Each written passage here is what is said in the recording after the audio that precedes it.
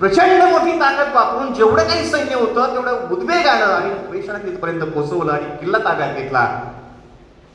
मात्र त्या माऊलीसोबत त्यानं नको ते केलं. ही बातमी कानोकान छत्रपती शिवाजी महाराजांच्या पर्यंत पोहोचण्याचं काम झालं आणि साहजिकच आहे त्याचा चौरंग करण्याचे आदेश छत्रपती शिवाजी महाराजांनी दिले.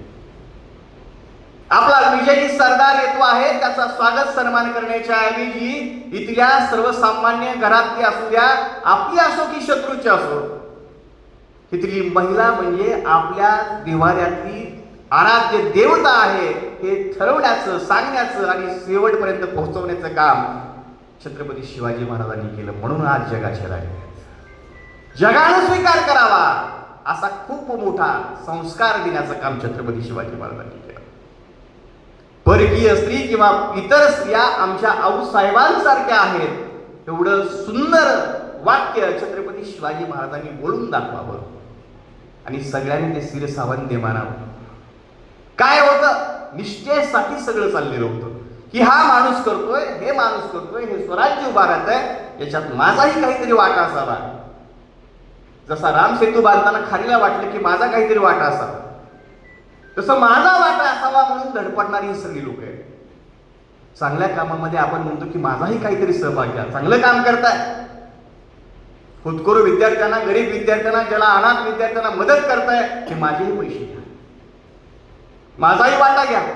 त्याच्या आयुष्याचं कल्याण होत असेल तर मी माझ्या परीनं, मी पूर्ण मदत नाही करू शकत परंतु निश्चित रूपानं माझ्या आर्थिक उत्पन्नातील काही हिस्सा मी त्याच्यासाठी देऊ करतोय. ही जी आजची आपली भावना आहे ती त्या काळामध्ये त्या लोकांची होती आणि म्हणून हे झालं.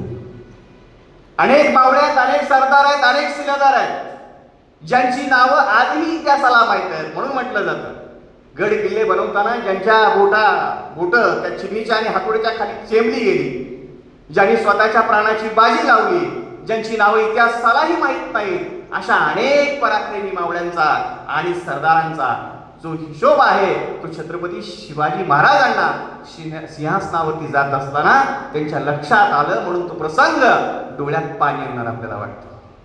32 मनाच्या सोनेरी सिंहासनावर आज राजा विराजमान होणार आहे, परंतु या स्वराज्यासाठी ज्यांनी आपल्या जीवाची बाजी लावली, प्राण दिले, त्या सर्वांची आठवण येते. म्हणून राजा बघतात की माझं नाही आणि काच कुठेही पाहायला भेटत नाही.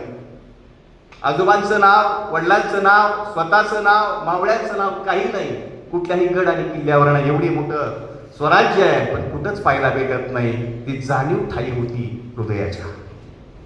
म्हणूनच फिरोजी इंदोरकर सारखा लिहितो की फक्त आपल्या ठाई तत्पर सेवेस आपल्यासाठी, बाकी काहीही अपेक्षा नाही.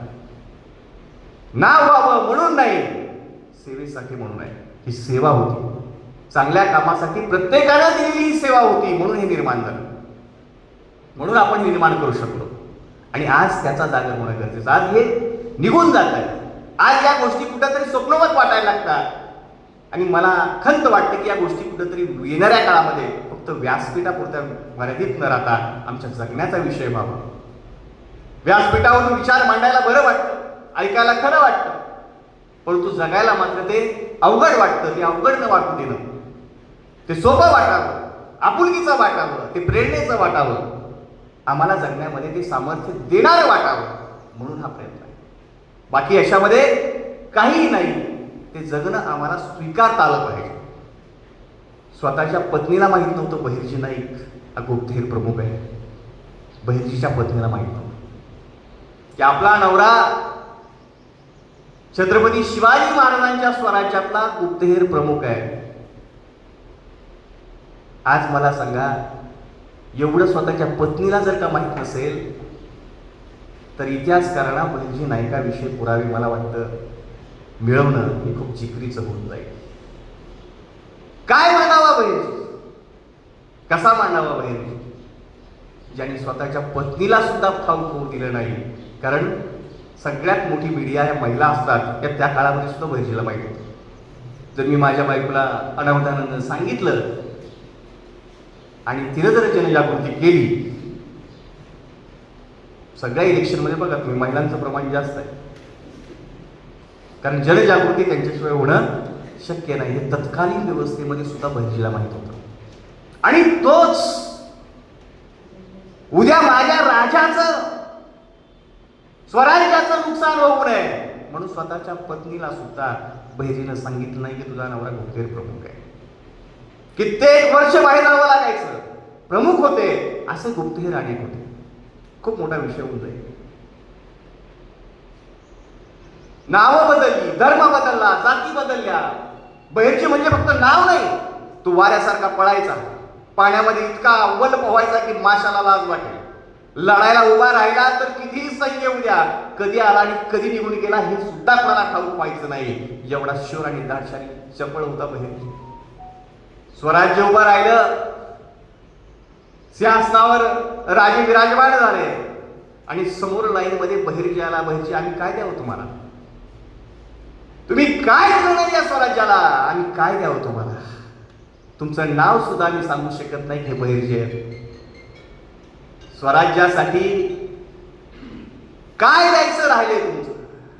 सर्वस्व अर्पण केलं. घरदार संसार कशाचाच विचार केला नाही. फक्त काम आणि काम आणि स्वराज्य यानं वेडी झालेली ही माणसं होती. म्हणून महाराज म्हणतायत त्यांनी काय द्यावं तुम्हाला?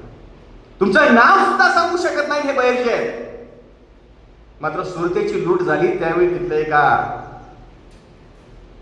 ब्रिटिश अधिकाऱ्यानं अंदाज तर्क बांधला की ज्यावेळी सुरतेची लूट होत होती त्यावेळी हा व्यक्ती 6 महिने ते 1 वर्ष भिकाऱ्याच्या वेशामध्ये सगळीकडं फिरत होता.